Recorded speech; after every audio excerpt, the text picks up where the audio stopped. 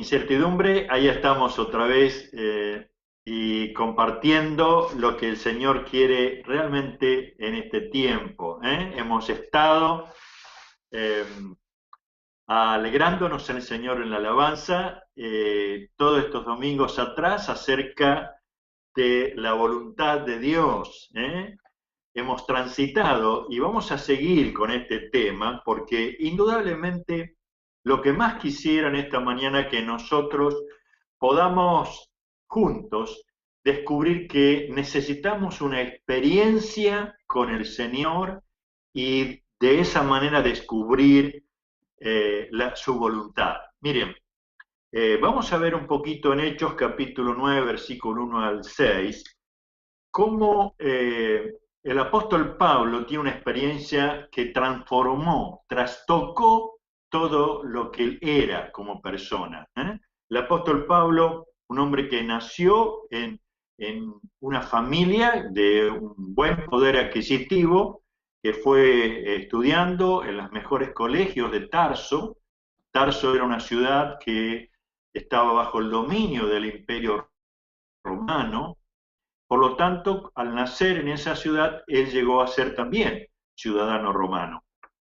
Pero luego los padres lo enviaron a Jerusalén para que se preparase en lo que era en ese tiempo los estudios teológicos, bajo el mandato de Gamaliel. Él, como fariseo, fue enseñado en todo lo que era los libros del Antiguo Testamento, como fariseo, celoso de las leyes, y de ahí comenzó a estar preparándose en todo esto. Pero es interesante que cuando Felipe fue llevado a estar con el grupo ahí en Jerusalén y arrestado, Felipe comenzó a predicar el Evangelio desde el Antiguo Testamento y Saulo, como joven, estaba también en ese lugar.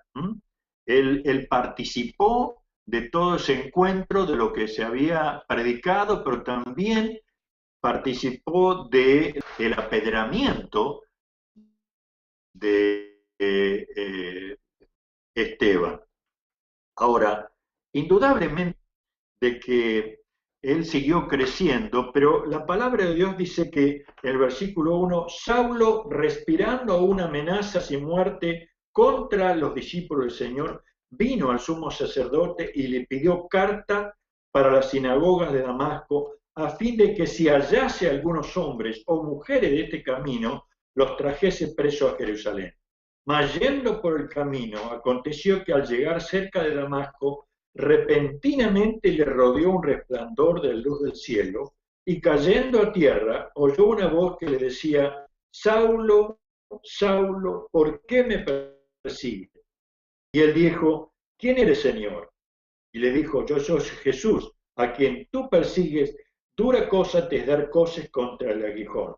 Él, temblando y temeroso, dijo: Señor, ¿qué quieres que yo haga? Y el Señor le dijo: levántate, entra en la ciudad y se te dirá lo que debes hacer. Aquí en este pasaje encontramos dos preguntas claves. En la del versículo 5, que él, frente a lo que acontece, le dice: ¿quién eres, Señor? Y la otra pregunta, en versículo 6, dice: ¿qué quieres que yo haga? Entonces, esto nos lleva a reflexionar en forma profunda en cuanto a tener una experiencia con el Señor.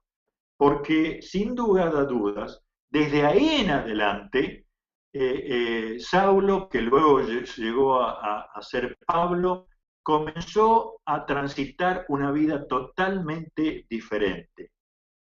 En Jeremías capítulo 10, versículo 23 dice: conozco, oh Jehová, que el hombre no es señor de su camino, ni del hombre que camina es el ordenar sus pasos.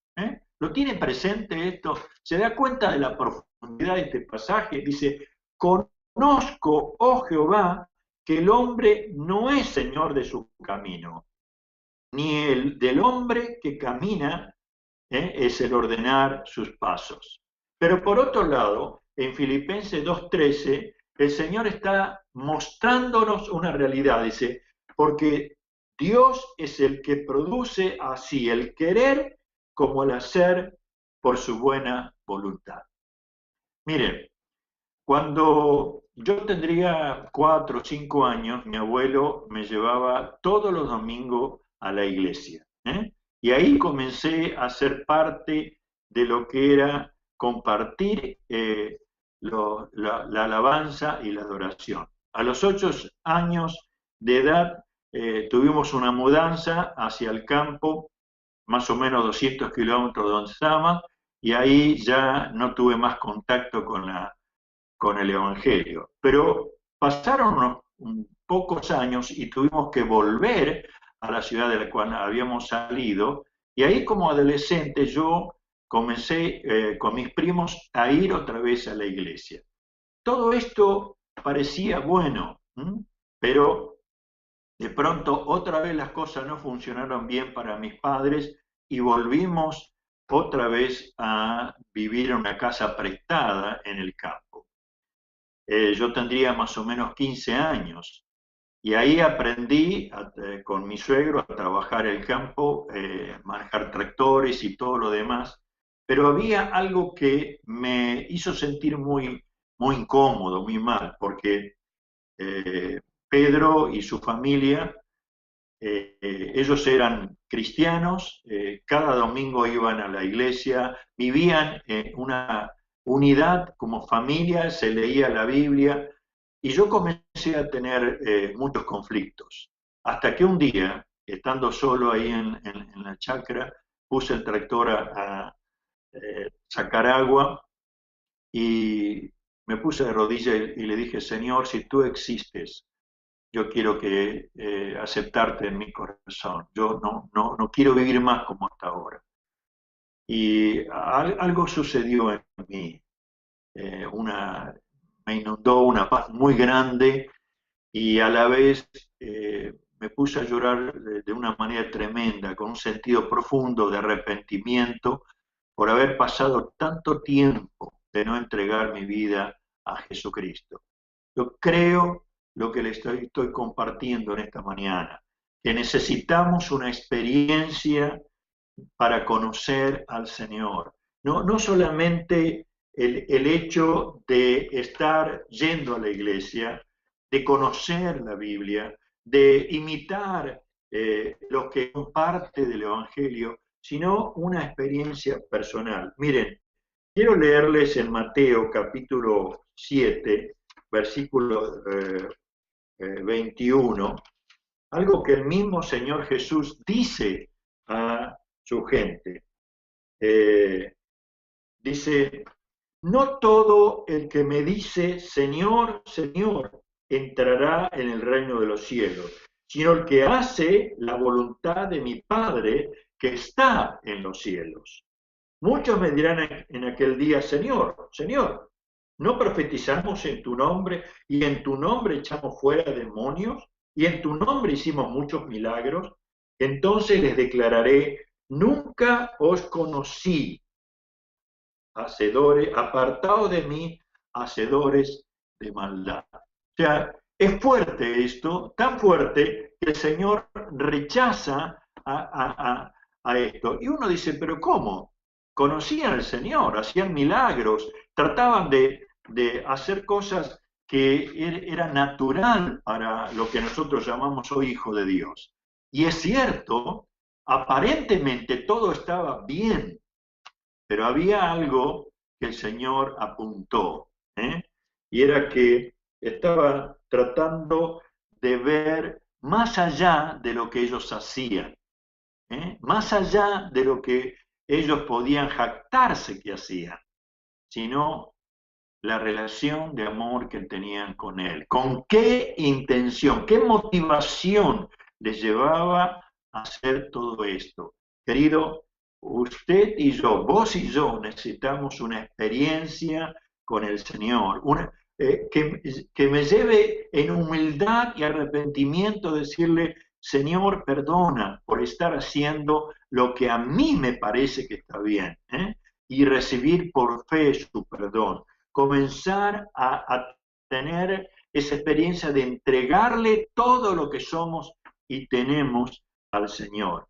De esa manera, va a surgir, como surgió en mí, como surgió aún en Pablo, el deseo de conocerle, de leer su palabra, de orar, de adorarle, de juntarse con otros hijos de Dios. Esto es algo realmente común en aquellos que tienen una experiencia de lo que solemos llamar conversión al Señor. Ahora, el apóstol Pablo decía, ya no vivo yo, Cristo vive en mí. Vos necesitas a Jesús viviendo en vos. Yo lo necesito. Que el Espíritu Santo del Señor sea el que esté llevándonos a esa experiencia. Oh, bendito sea Dios. ¿Cómo descubrir la voluntad de Dios si no lo conocemos a Él? Quiero leerles un pasaje en Éxodo capítulo 3, versículo 13. Dice, dijo Moisés a Dios, he aquí que llevo yo a los hijos de Israel y les digo, el Dios de vuestros padres me ha enviado a vosotros. Si ellos me preguntan cuál es su nombre, ¿qué le responderé? Y respondió Dios a Moisés, yo soy el que soy. Y dijo, así dirás a los hijos de Israel, yo soy, me envió a vosotros. Es interesante que Moisés se sentía seguro de que estaba hablando con Dios, pero se sentía inseguro de quién era ese Dios. Y él testa muy fuertemente, yo soy el que soy. Estaba tratando de decir, yo soy el que existo por toda la eternidad. Querido, nosotros necesitamos conocer a Dios y conocer los nombres de Dios. ¿Cómo lo conoces?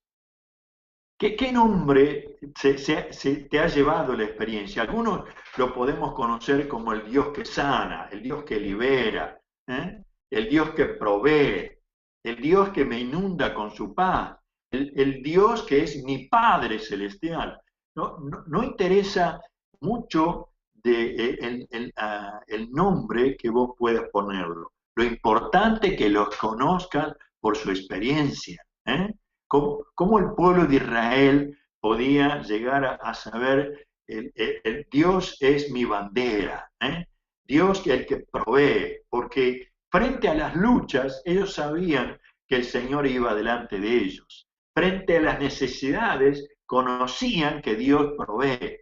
Y nosotros necesitamos llegar a tener esa experiencia. Ahora, la segunda pregunta es, Pablo le pregunta, ¿qué quieres que yo haga? Esa necesidad que tenemos de estar conociendo qué es lo que debo hacer. ¿Qué quiere que yo haga, Señor? Ahí en Efesios, en el capítulo 2, en el versículo 10, hay algo que realmente está llamándonos la atención una y otra vez. Y yo creo que usted lo conoce, este pasaje, tanto como yo, pero necesito leerlo como palabra de Dios. Dice, porque somos hechura suya, creados en Cristo Jesús, para buenas obras, las cuales Dios preparó de antemano para que anduviésemos en ella. O sea, frente a esta pregunta, yo tengo que descubrir que Dios está trabajando a mi alrededor. Yo tengo que descubrir en esta relación con Él que Él me está invitando a trabajar con Él. Se ha insistido tanto en estos años de que alcanzar mis sueños, a tener mi éxito, mi fama, mi desarrollo, mi realización como persona, pero tenemos que tener en cuenta que Dios ha preparado un plan, tiene un propósito para nosotros. A vos te ha dado habilidades, como a mí, ha dado dones, ha dado la presencia del Espíritu Santo para que podamos descubrir qué es lo que Dios quiere que nosotros hagamos. Y fíjense que, en primer lugar, ha prometido guiarnos a esa realidad. Y lo ha hecho y lo hace por medio del Espíritu Santo. Y podemos descubrir, en primer lugar, hay una voluntad de Dios soberana. Le quiero leer en Deuteronomio 29, 29, Deuteronomio 29, que hay un pasaje en este lugar que nos afirma lo que estoy tratando de expresarle. Dice el versículo 29 del capítulo 29 de Deuteronomio, las cosas secretas pertenecen a Jehová nuestro Dios, mas las reveladas son para nosotros y para nuestros hijos para siempre, para que cumplamos toda la palabra de Dios, de esta ley. O sea, hay una voluntad soberana, no alcanzamos a comprenderla, nuestra mente finita no puede llegar a comprender la magnitud de esa voluntad soberana. Pero sabemos que hay una voluntad particular. Dios quiere revelarse a nosotros para decirnos, bueno, esto es lo que tenés que hacer. Es maravilloso que a la vez Él quiere que nosotros hagamos como su familia, como su iglesia, su voluntad. Hay una voluntad colectiva para que nosotros podamos decir, bueno, esta es nuestra misión, esto es lo que nosotros como iglesia vamos a llevar adelante, porque Dios lo preparó de antemano. A hacer o estar en el centro de la voluntad de Dios es el gozo más grande que podemos llegar a tener. Eso nos llena de su gozo, permite que podamos ser de profunda bendición. Ahora, quiero ir terminando en cuanto a esto, pero hay algunos errores que tenemos que tener en cuenta, algunos errores que están como instalados entre nosotros.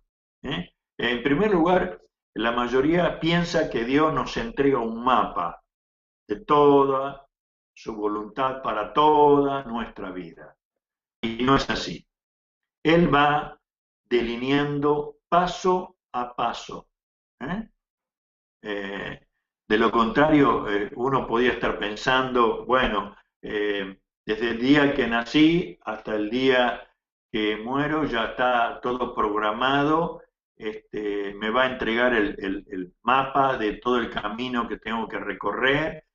No es así.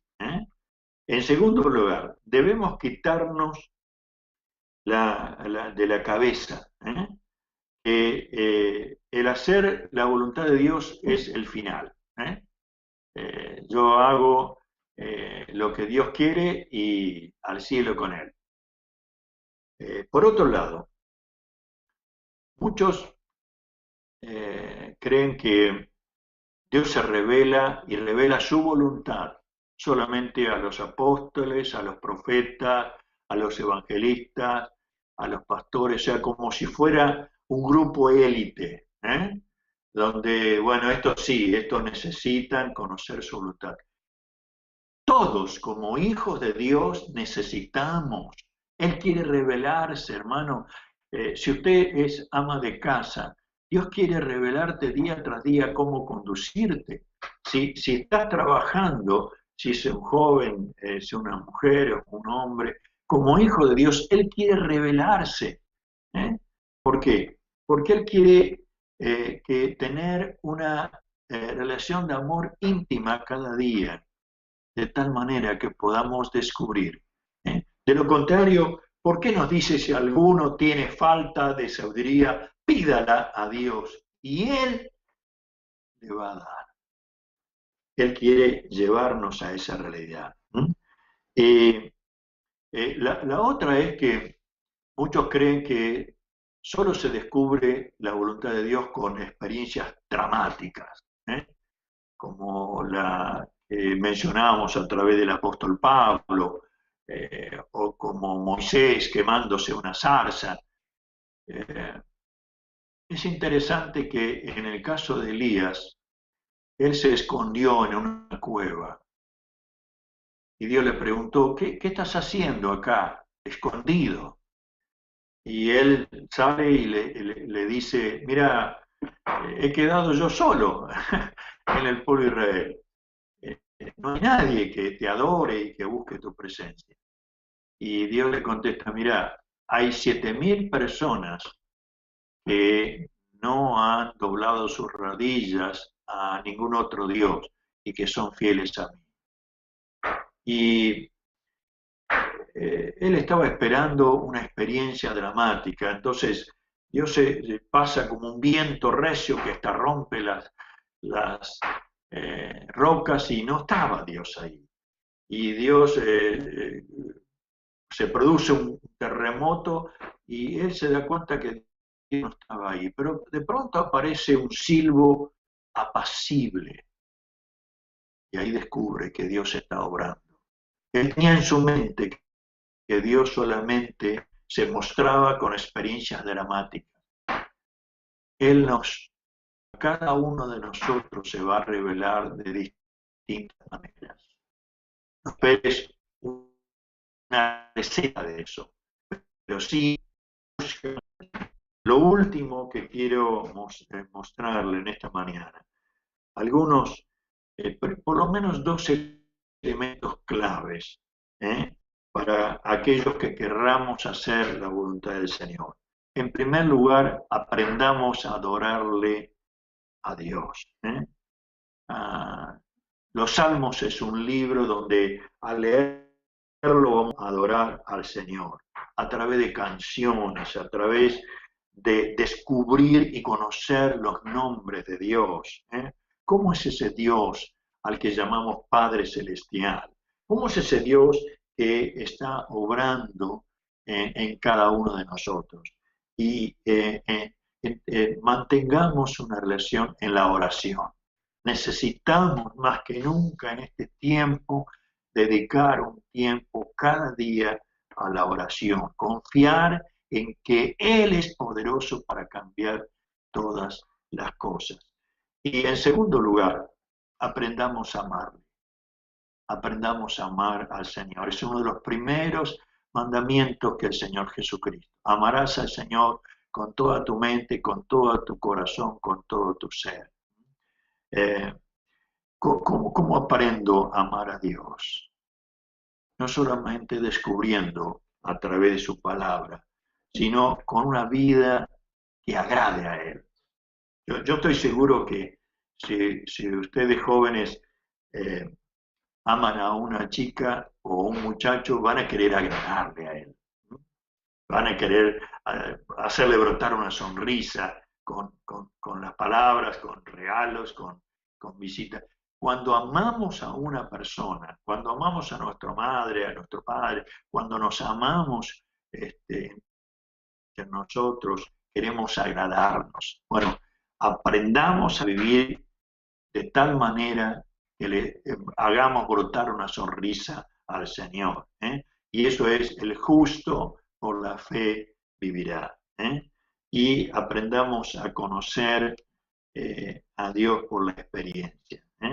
No, no hagamos otra cosa más que rechazar toda mentira, todo engaño que proviene del enemigo y aún de nuestros propios deseos y los impulsos naturales. Vivamos conforme a lo que Él ha establecido.